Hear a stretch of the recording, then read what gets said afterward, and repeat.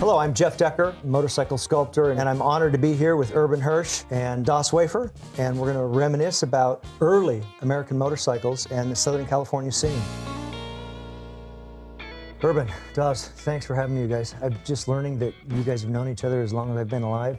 Are you both born and raised Southern California? Sort of, I was. No, I wasn't. I met Urban in '63, something like that. So 56 years or so I've known Longer Urban. than that, probably, yeah. Very Yeah. good. So, Urban, how did this all get started in motorcycling? I mean, what brought you to it? I originally wanted to be a dirt bike racer, and I was. Then, as time went on, I met my idol, a fellow named Bud Ekins.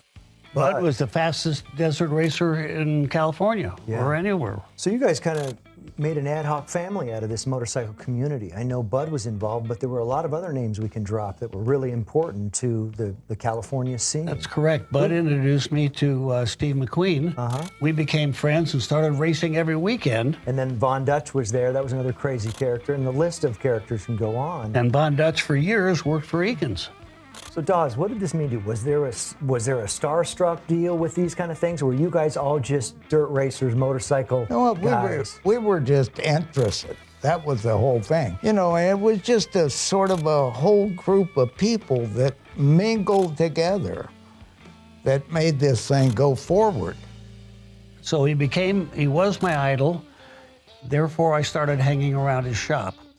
And while I was hanging around it, I'm dirt racing a little, because he was so interested in antique motorcycles, I started to see them there. He had quite a few, and that's where my interest peaked, and that's where it all got started because of the influence from Bud Ekins. Was he already interested in the stunt riding and the Hollywood connection? He was doing all that, but he was also starting to collect and work on antique motorcycles. What, with kind of a fix on pre-16? Yeah. His main interest was pre-16, and that's how my thing evolved, because I wanted to emulate Mr. Ekins.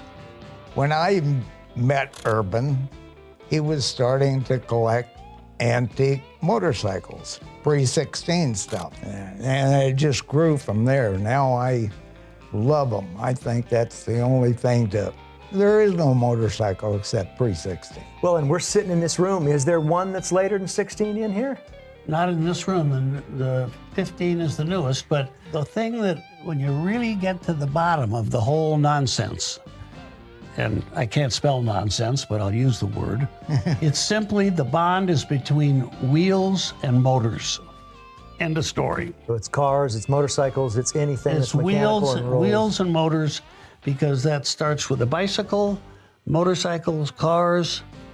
Wheels and motors is really, if you're honest with yourself, the thing that is binding us together.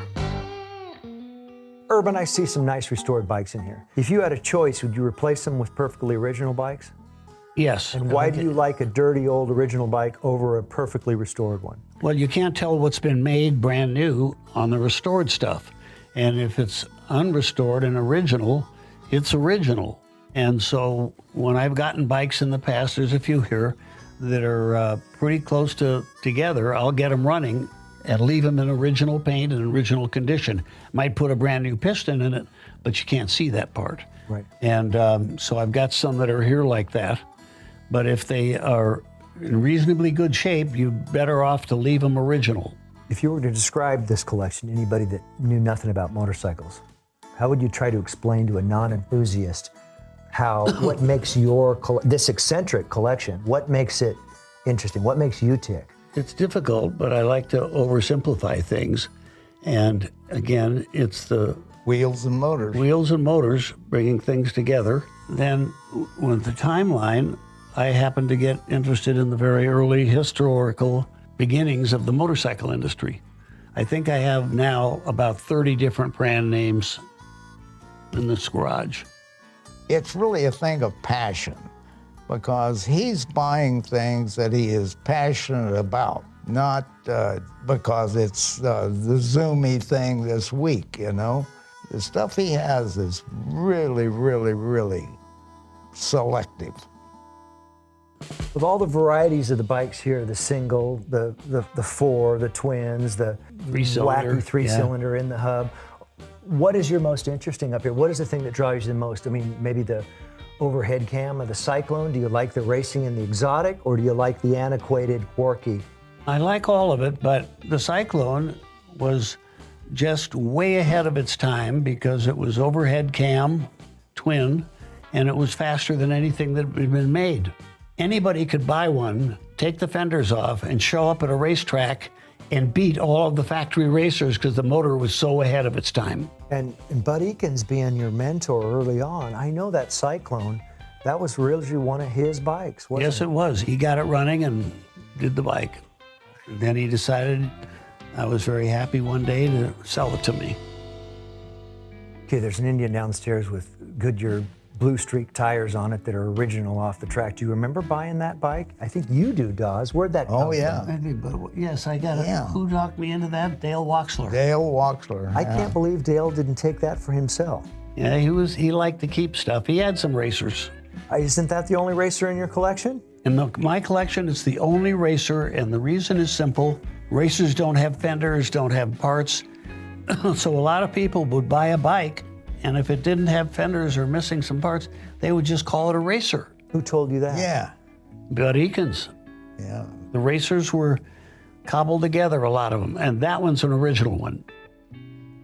Tell me about that Minneapolis. I don't remember anything about it. You gotta You tell probably me. do. I'm drawn to the stuff that I know nothing about more than Me anything. too. At least there's room to grow and learn. I've got a book here that's got most of the names and tells you the brief history on the bikes. Speaking of that, you've got a pretty good literature collection, don't you? Early brochures that'll match a lot of the bikes? Yes. I always try to get those because you can learn from them. The tricycle here, the Dion-Bouton, that's pre-turn of the century. It's isn't it? 1899, and it's the oldest motorized vehicle I have. Oh, it is? Then you have to go to those high-wheel bicycles downstairs. And was this a French motorcycle that was completed there, or was this a motor that was French and brought over and assembled here? I think it was from there, Okay, the whole thing. Yes. It seems like pre-turn of the century, a lot of people just bought those motors and made their own thing, huh? They were kind of like a Oh, yeah. Spacky. They were kind Some of a of them did, universal yeah. motor. Yeah. You buy a motor and you make it into what you want.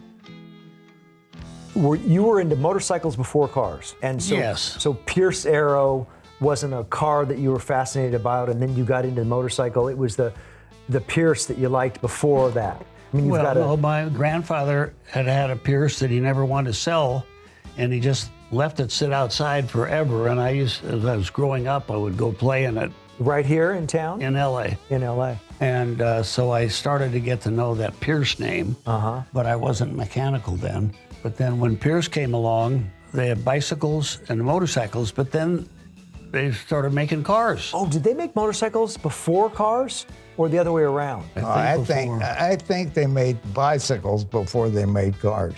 Okay.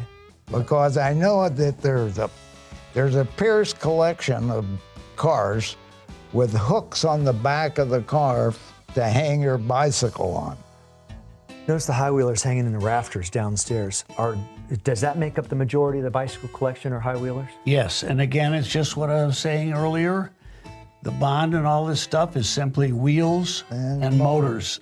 Well, but these bicycles don't have motors, not all of them. So No, but they have wheels. They have or wheels. motorcycles. And, Yeah, okay. and Yeah. what I'm saying is, it's opposed to I'm not collecting musical instruments. Right. Okay, I get what you're saying. You're collecting transportation. I have no rhythm. There were over 200 motorcycle manufacturing companies in America, 15 and earlier, and who knows how many more than that. But we always seem to think of Harley-Davidson, Indian, and Excelsior. And I guess Excelsior probably lasted as long as it did because Ignace Schwinn probably bailed it out and kept it going a little bit longer. But I can see 5 of them right there. How many more do you have downstairs, do you think?